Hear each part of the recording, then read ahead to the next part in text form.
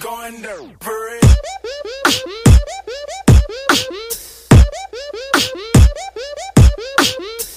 Assalamualaikum warahmatullahi wabarakatuh. Kembali lagi bersama saya Rizky Alfalah dengan konten Teori Sastra.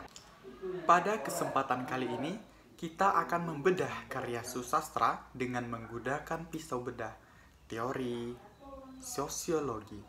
Adapun karya susastra yang akan kita bahas pada kesempatan kali ini adalah novel Lintang.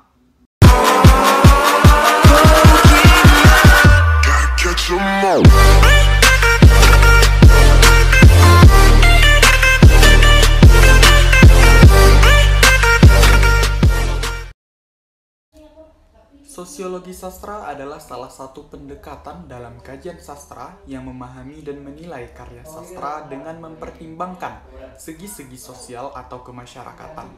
Ada 3 aspek yang akan kita bahas. Yang pertama, aspek moral.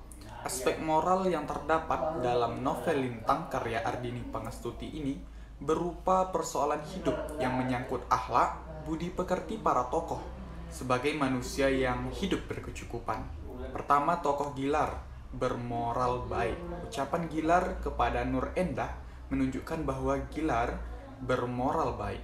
Gilar mempunyai sifat yang jujur. Hal itu tampak ketika harus menjawab pertanyaan dari Nur Endah seperti kutipan berikut. Sebenarnya bisa saja aku berbohong, bilang kuliah dihukum kayak sastra atau apa saja.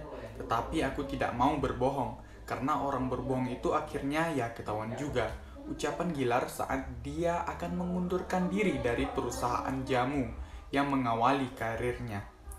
Gilar merasa berhutang budi kepada Pak Karman, anak dari Pak Sastra selaku pimpinan perusahaan dan Pak Sastra selaku pemilik perusahaan.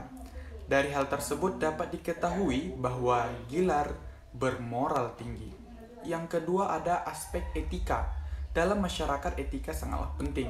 Dengan etika, hubungan masyarakat bisa terjalin dengan baik karena mengetahui aturan-aturan tersebut. Etika bisa berwujud sopan santun dalam bertingkah laku, dalam bermasyarakat atau lingkungan, dimanapun berada.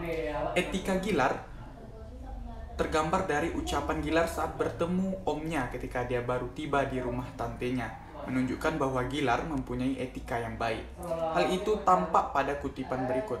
Selamat pagi om, maaf saya merepotkan, kata Gilar sambil mendengkur ke bawah. Tetapi sesudah om Ndaru selesai memasang kancing baju, cepat-cepat Gilar mendekat langsung bersalaman. Dan ada tokoh Nur Endah yang mempersilahkan Gilar untuk meminum minuman jeruk buatannya. Di situ dapat dilihat bahwa Nur Endah mempunyai etika yang baik. Hal itu tampak pada kutipan berikut. Diminum Mas Gilar. Aku tidak punya kopi, adanya hanya teh sama jeruk. Tetapi kalau saya nanti bikin teh, nanti kelamaan. Orang tehnya bukan teh celup, ujarnya setelah meletakkan minuman tadi di atas meja di depannya Gilar. Yang ketiga ada aspek ekonomi. Sosial ekonomi merupakan tingkat sosial masyarakat untuk memenuhi kebutuhan hidup atau taraf hidup keseharian yang berhubungan dengan pendapatan, pendidikan, dan pergaulan. Ada tingkat ekonomi rendah, menengah, dan tinggi. Pertama, ekonomi Gilar. Pada waktu belum merantau, Gilar tingkat sosial ekonominya menengah, dan dia tidak dapat melanjutkan kuliah karena orang tuanya hanya karyawan kecil yang gajinya hanya pas-pasan. Terbukti dari ungkapan Gilar, aku tidak kuliah karena orang tuaku hanya karyawan kecil yang bayarannya hanya pas-pasan. Yang kedua ada ekonomi Nur Endah. Orang tuanya meskipun seorang petani, mereka hidup berkecukupan. Nur Endah adalah anak tunggal.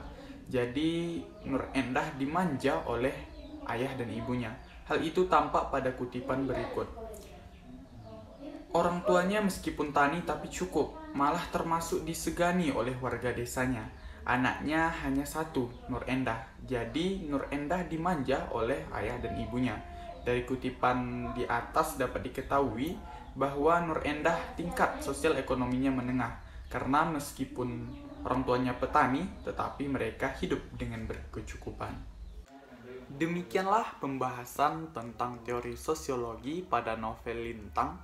Semoga dapat bermanfaat bagi kita semua. Terima kasih, saya akhiri dengan wassalamualaikum warahmatullahi wabarakatuh.